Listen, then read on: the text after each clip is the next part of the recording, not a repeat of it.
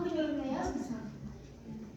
Ey hörmətli, hər könüldə, hər kənddə, hər şəhərdə sənin meyvələrin var.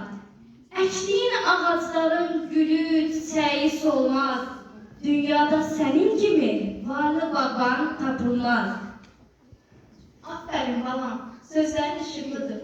Səni dinlədikcə sevinirəm.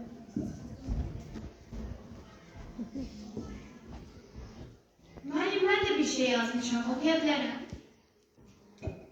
Sən də oxu balam, sizi dinləmək borcumuzdur.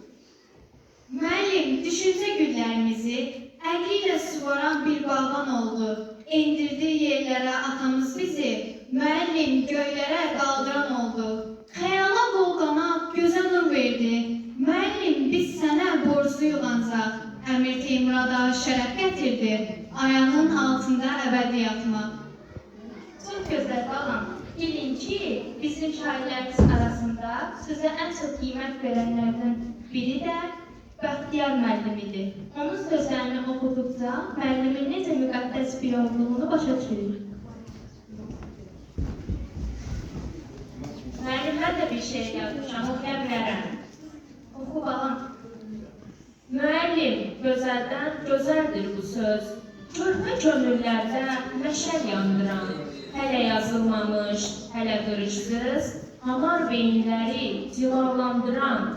Müəllim, tez durub, gec yatanısan, bugün sabahımı yaradanısan. Mən bir toxum idim, sabahım sirdir, mənə şəkil verən, rəng verənimsən.